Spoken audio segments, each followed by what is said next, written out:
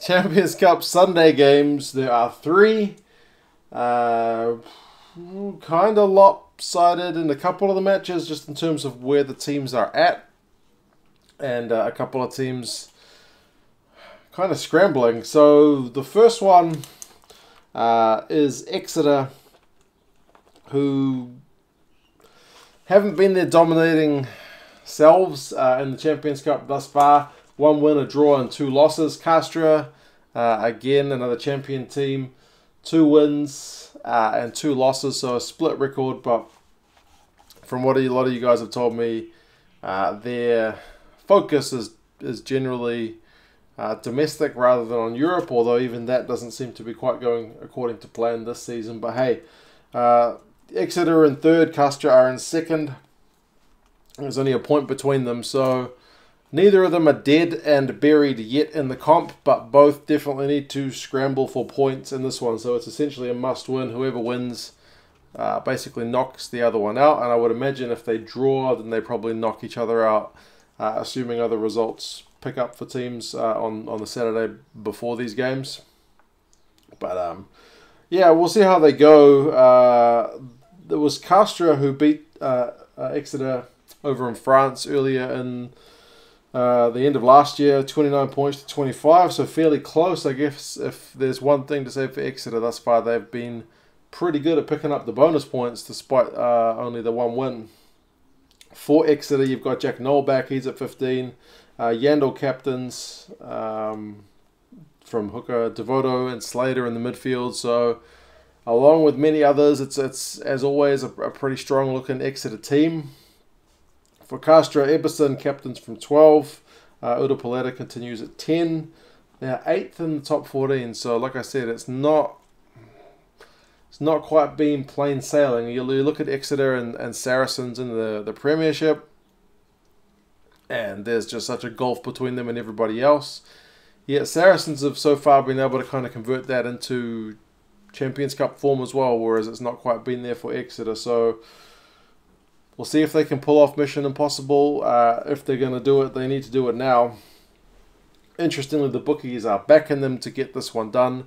A win by 16 points is what they are saying. So in all likelihood, well, not necessarily, could just be 2 tries in a bit, but yeah, that sounds like a bonus point victory to me is what they're expecting. So that has to be the goal for Exeter at home. I guess we'll see if they're able to get it done. The next one, which is why I got the Blues kit on today. Cardiff Blues travel to Glasgow.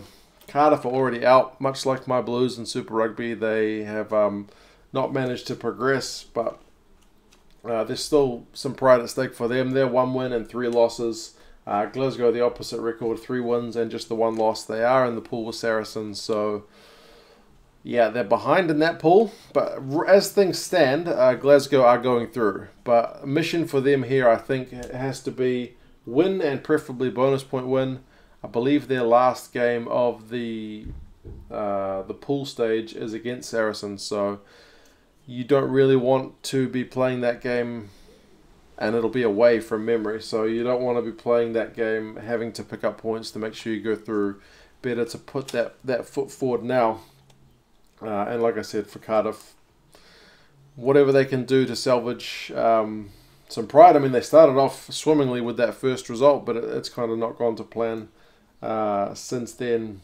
In the reverse fixture, it was Glasgow 29-12 over Cardiff in Cardiff. So we'll see if Glasgow can do the double. Good news for them, they've got Hogg back at 15. Hastings is interestingly on the bench, so Thompson's at 10. There's no Hugh Jones, but DTH van der Merwe is on the wing. There's a lot of changes. It was, I think, 7 or more for Glasgow. So managing the squad and trying to get guys fresh for this game. For Cardiff, they're resting Anscombe, which I guess kind of makes sense, given that even a win is not going to get you through here. But Tom James is back. I believe he's had a year off, sorting things out on his end, so good to see him back. Matthew Rees is back and he's captaining, so some good news there for Cardiff, but they are, according to the bookies, predicted to go down by a whopping 21 points. So hopefully they can keep it a bit tighter than that. I suppose we will see. Yeah, from memory, Glasgow aren't on the best run at the moment in the in the Pro 14. So I guess we'll see.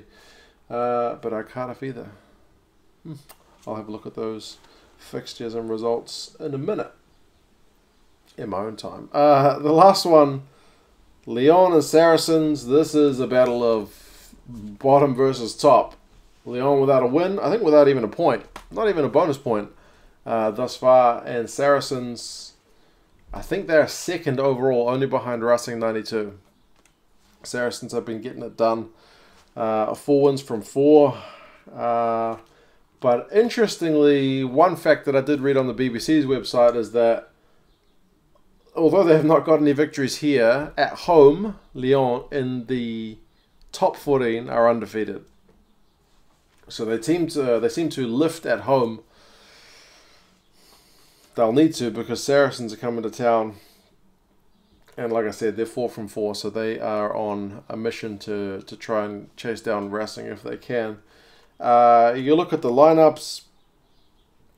And for Lyon, it's going to be pretty tough. Hopefully, Nakataki can do a bit of magic from the wing. But the Saracens lineup, man, both Vunipolas. It's been a while since I've seen that personally. They start. Itoje is back. Williams is there. Maitland's there. Farrell's there. It's just like you got internationals from all over the shop in that team. That's a very, very good looking team. So. Saracens by 12 are what the bookies have got for that one. So all these games predicted to be kind of, 10 points plus. So we'll see if there's something a bit closer. That first one, Exeter versus Castres, for me is on at like 2 in the morning on Monday morning. So there's no way I'll be watching that. It's a work day. So nope. But those other 2 are on at the same time, Glasgow, Cardiff, Lyon, Saracens. So I suppose there's a bit more riding on that Glasgow-Cardiff game. Like Saracens are pretty much set on their way. I suppose they could lose. I think Glasgow could get a big win and close the gap. What are Saracens on? Saracens are on 18.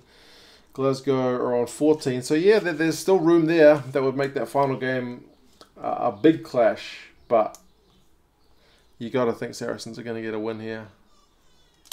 We'll see. You guys let me know your thoughts on the games. These ones, like I said, are on at the same time at about 4 something in the morning here in New Zealand. So I will likely get up a wee bit early before work to watch one of those ones. Probably the Glasgow-Cardiff one. But hey, maybe the Saracens one if I'm in that mood when I get up that morning. But hey, yeah, you guys let me know your thoughts. And I'll talk to you again soon. See you later.